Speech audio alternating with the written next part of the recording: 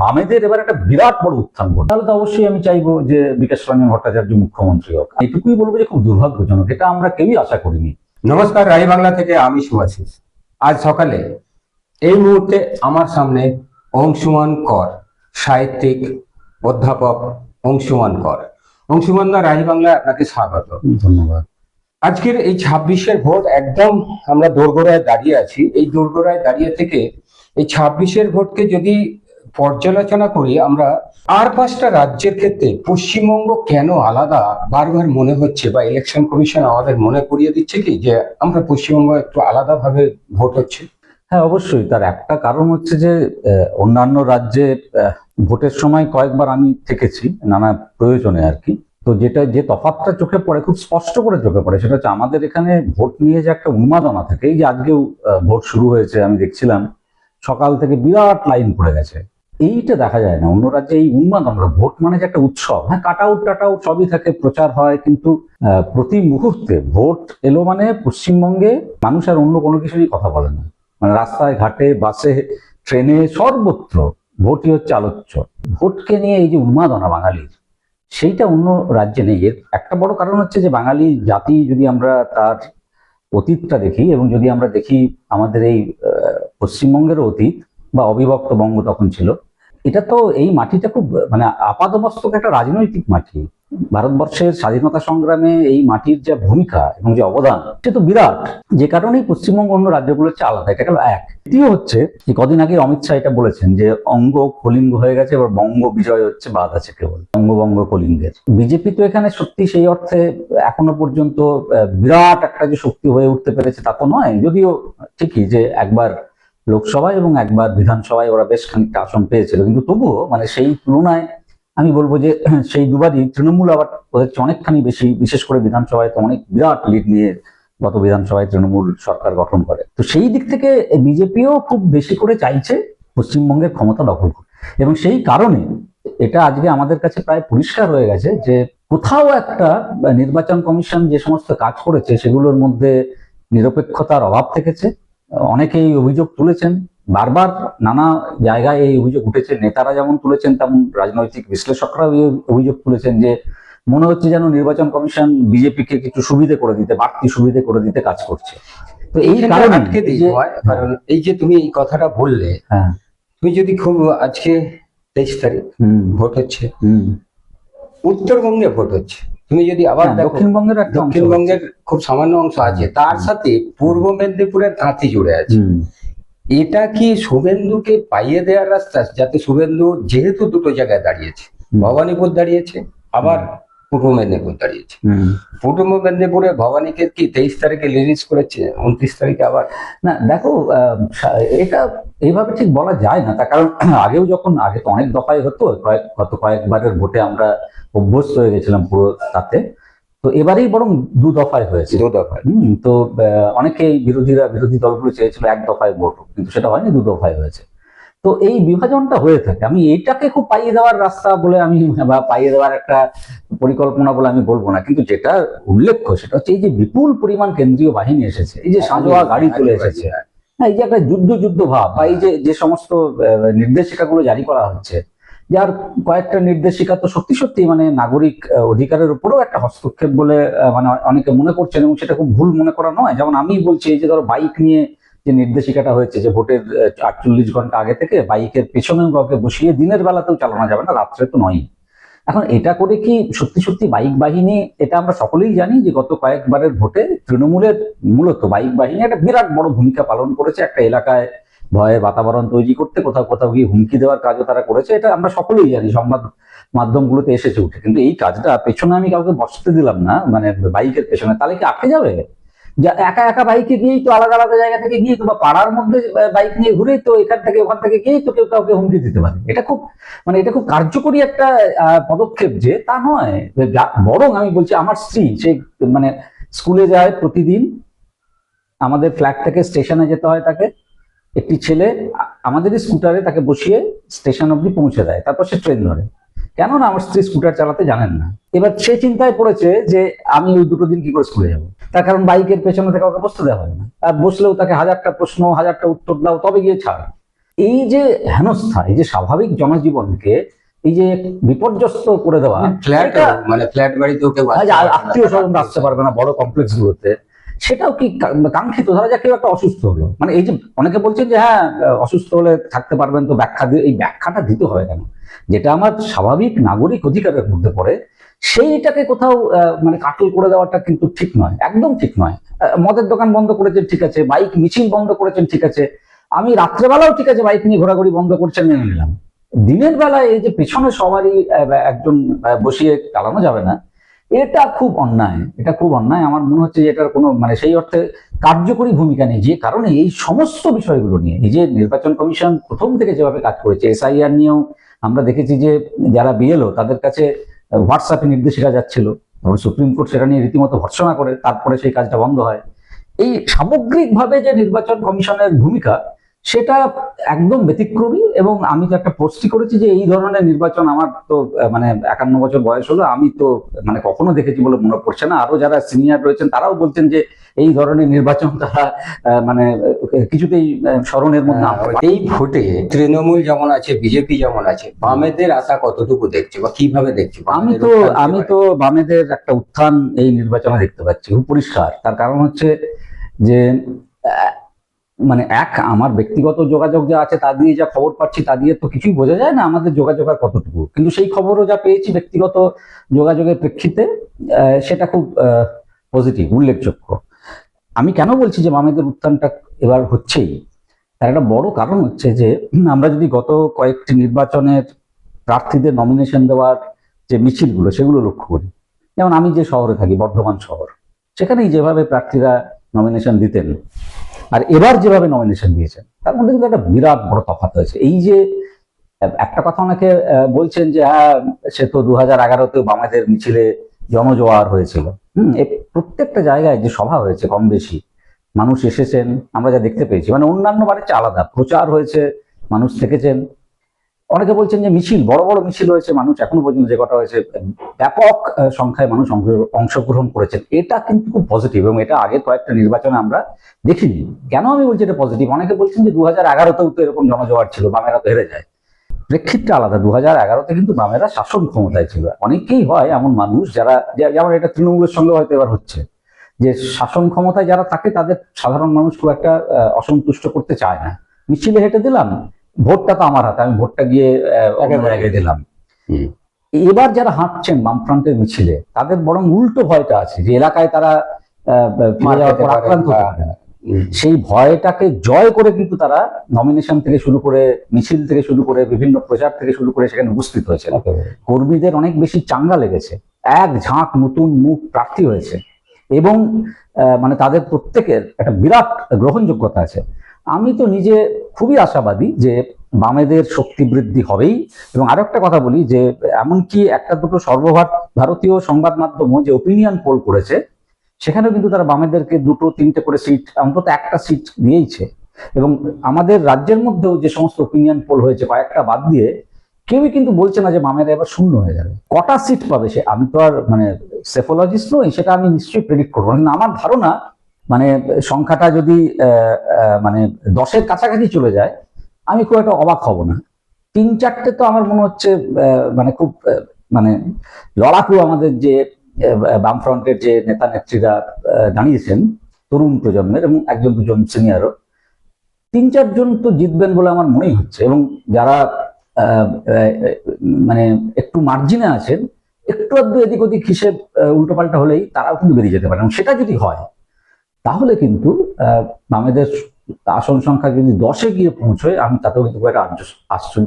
বর্তমান সময়ে আমি কয়েকজনের নাম বলছি, একদম বামপন্থীদের যারা দাঁড়িয়েছে, যাদের মানুষের প্রতি আশা আছে। বিকাশ রঞ্জন ভট্টাচার্য, কিভাবে দেখেন? আমি তো বিকাশ রঞ্জন ভট্টাচার্যের গুণমুগ্ধ, খুবই গুণমুগ্ধ। কেবলমাত্র একবারই ওর বলা একটি কথা আমার পছন্দ হয়নি, সেটা হচ্ছে যখন উনি ওই যোগ্য শিক্ষকদের সম্পর্কে বলেছিলেন অল আর ফ্রড। তো সেটা আমার মনে হয়েছিল যে ওর মতো মানুষের কাছ থেকে যে ধরনের সংবেদনশীলতা আমরা প্রত্যাশা করি, তার সঙ্গে ওর বলা ওই কথাটা ঠিক মিল খায় না, যায় না। কিন্তু তাছাড়া কিন্তু আমি ওর খুব গুণমুগ্ধ। উনি যেভাবে সংসদে লড়াই করেছেন, যখন মেয়র ছিলেন যেভাবে চালিয়েছেন, তখন নানা অনুষ্ঠানে কখনো কখনো ওকে দেখেছি আমি। খুবই মার্জিত, শিক্ষিত, আইনজ্ঞ হিসেবে তো তুলনাই হয় না কোনো। সংস্কৃতি সম্পর্কে ওর দৃষ্টিভঙ্গি খুব স্বচ্ছ, সেটাও আমরা দেখেছি তখন। আমি তো খুবই পছন্দ করি। এখন মুশকিল হচ্ছে যে ওর যে ওই বলা কথাটা, সেই বলা কথাটায় কেউ কেউ খুব ক্ষুব্ধ হয়েছিলেন তখন। যেমন আমি একটা পোস্ট করেছিলাম কিছুদিন আগে যে বামপন্থীদের মধ্যে কাদের আমি মানে জয়ী হিসেবে দেখতে চাই, আইএসএফ এর কাদের, কংগ্রেসের কাদের। প্রথম নামটাই ছিল, প্রথম ছবিটাই আমার পোস্টে ছিল বিকাশ রঞ্জন ভট্টাচার্যের। তো সেখানে আমার ছাত্রছাত্রীরা কয়েকজন এসে লিখে গেছেন যে স্যার বাকিরা সবাই জিতুন, কিন্তু ইনি একে সমর্থন করতে পারছি না। আমি জানি যে এদের সকলেই বামপন্থী, এদের আমি পড়িয়েছি, এদের সঙ্গে খুব জীবন্ত যোগাযোগ আছে আমার। তার মানে কি ওই কথাটা ওরা ভুলতে পারেনি, বিকাশ রঞ্জন ভট্টাচার্যের বলা ওই কথাটা ওরা ভুলতে পারেনি। তো এটা হয়তো কোনো কোনো ক্ষেত্রে হয়েছে, কিন্তু যেখানে উনি লড়াই করছেন যাদবপুর, সেখানে এই যোগ্য শিক্ষকদের খুব সামান্য একটা অংশই উপস্থিত আছে। তো আমার মনে হয় না ওর এই বলা কথাটাও এবারে নির্বাচনে ওর কেন্দ্রে একটা বিরাট বড় প্রভাব বিস্তার করবে বলে একদমই মনে হয় না। উনি তার ব্যাখ্যাও দিয়েছিলেন, আইনগত একটা ব্যাখ্যা, শব্দের একটা ব্যাখ্যা দিয়েছিলেন নিজের মতো করে। তো সেটাও আমার কাছে খুব গ্রহণযোগ্য মনে হয়নি, হয়তো অনেকের কাছে গ্রহণযোগ্য মনে হয়েছিল। যাই হোক, সেই বিতর্কে আমি যাচ্ছি না, কিন্তু ওইটুকু ছাড়া আমি তো ভীষণভাবে ওর গুণগ্রাহী, ভীষণভাবে। এবং আমি তো খুব চাইবই যে বিকাশ রঞ্জন ভট্টাচার্যের মতো একজন মানুষ জয়ী হন এবং বিধানসভায় যান। তাহলেই তো সত্যিকারের যে মানুষের সমস্যাগুলো সেগুলো উনি তুলে ধরতে পারবেন, সরকারকে একটা দিশা দিতে পারবেন যে কোন দিকে সরকারের এগোনো উচিত, কি কাজ করা উচিত, ভুল করলে যুক্তিনিষ্ঠভাবে তা প্রমাণ করতে পারবেন বিধানসভায়। আমি তো চাইবই যে বিকাশ রঞ্জন ভট্টাচার্যের মতো একজন মানুষ বিধানসভায় যান।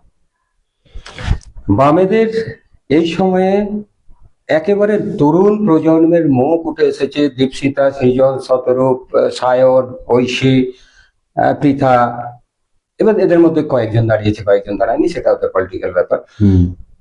এদের কিভাবে দেখেন তরুণ ভবিষ্যৎ প্রজন্ম? আমি এদের গুণমুগ্ধ, সত্যি কথা বলছি, আমি এদের গুণমুগ্ধ, আমি এদের ভীষণ ভক্ত। যদি এই শব্দটা ব্যবহার করা যায় তো আমি এই শব্দটাই ব্যবহার করছি। এদের আমার বড় ভালো লাগে। এবং হ্যাঁ, শতরূপের সম্পর্কে আমি একবার একটা পোস্ট করেছিলাম। সেটা হচ্ছে যে ওই যখন ও নৈতিকতার প্রশ্নে একটা কথা, ও আসলে অনেক কথা বলে তো, এবং অত্যন্ত বুদ্ধিমান ছেলে, অনেক কথা বলতে গেলে কিছু তো একটা দুটো এরকম মানে অনেক সময় রাগের মাথায় হয়েছে। তো সেইটা হয়তো একটা হয়েছিল। আদারওয়াইজ শতরূপ খুব ভালো, মানে ওই যেভাবে অতি দ্রুত প্রত্যুত্তর দেয়, ওর যে তাৎক্ষণিক মানে প্রত্যুত্তর, যে উপস্থিত বুদ্ধি, যে রাজনৈতিক পড়াশুনো এবং তার প্রয়োগ, সেগুলো তো আমাকে খুবই মুগ্ধ করে। আর বাকিদের সৃজন, মীনাক্ষী, দীপশিতা, পৃথা, যাদের নাম করলে, এদের কয়েকজনকে আমি ব্যক্তিগতভাবে চিনিও। এরা খুবই ভালো, খুবই ভালো, মানে অতুলনীয়। আমি বলছি এই কারণে বলছি যে এরা কিন্তু কেউ কোনো কিছু পাওয়ার আশায় রাজনীতিতে আসেনি। এরা রাজনীতিতে যুক্ত হয়েছে কখন? যখন বামফ্রন্টের একেবারে মানে মানে ক্ষীণ তনু অবস্থা একটি দল হিসেবে তখন। এবং আমি বলবো যে এরা আরেকটা পরীক্ষাও সসম্মানে উত্তীর্ণ হয়ে গেছে। এবারেই তো নির্বাচনের আগে যে পরিস্থিতি তৈরি হয়েছিল, এরকম একটা গুজব তুলে দেওয়া হয়েছিল যে এদের অনেকেই দল পাল্টে নিতে পারে প্রতিযোগকে দেখে। কেউ কিন্তু দল ছেড়ে যায়নি এবং খুব পরিষ্কার স্পষ্ট অবস্থান নিয়েছে, একদম জোর কদমে নির্বাচনের ক্ষেত্রে কাজ করছে, অনেকে প্রার্থী হয়েছে। আমাকে যদি জিজ্ঞেস করা হয়, আমি তো বলবো এই তরুণ যতজন প্রার্থী হয়েছে বামেদের, তারা প্রত্যেকে জয়ী হোক, প্রত্যেকে। দীপশিতা, মীনাক্ষী, ওইদিকে ঐশী, সায়ন, প্রত্যেকে জয়ী হোক। এদিকে সায়ন, ওদিকে অনেকজন আছে, ধ্রুবজ্যোতি, কলতান, অবশ্যই কলতান যেহেতু আমি সবচেয়ে বেশি করে চাইছি। কলতানের কথাই যখন আসলেন, হ্যাঁ, আমি চাইছি, আমি খুব বেশি করে চাইছি। এত আন্দোলন, সাধারণ পশ্চিমবঙ্গের মানুষ কেন সারা বিশ্বের মানুষ পর্যন্ত তার রিয়াকশন হয়েছে, রিয়াক্ট করেছেন। সেখানে দাঁড়িয়ে কলতানের বিরুদ্ধেই আজকে, এটা খুব দুর্ভাগ্যজনক। আমি মানে ব্যক্তি আক্রমণ হয়ে যেতে পারে, ব্যক্তিকে নিয়ে কথা বললে সেই পথে যাব না। আমি এটুকুই বলবো যে খুব দুর্ভাগ্যজনক, এটা আমরা কেউই আশা করিনি। সেখানে কিন্তু কলতানের লড়াইটাকে অনেক বেশি বিশ্বাসযোগ্য মানুষের কাছে মনে হচ্ছে, এবং আমার নিজের ধারণা যে কলতান কিন্তু তীব্র লড়াই দেবে এবং কলতান জিতলে আমি একেবারেই আশ্চর্য হব না। এবং এইখানে আরেকটা কথা বলে রাখি, যে তরুণ প্রজন্মের কথা তুমি জিজ্ঞেস করছিলে, দেখো এরা প্রত্যেকে, ওই যে আমি বললাম যে একটা হার্ডল এরা টপকে গেছে, এবারের গুজব যে দল বদল হতে পারে, প্রতিকূল হতে পারে আরো অনেকে, এমন এরা প্রত্যেকে মার খেয়েছে, জেলে গেছে, কলতান জেলে গেছে। তো এই জায়গাটা কিন্তু মাথায় রাখতে হবে যে কোনো কিছু পাওয়ার জন্য, প্রাপ্তির আশায় এরা কিন্তু কমিউনিস্ট পার্টিটা করতে আসেনি।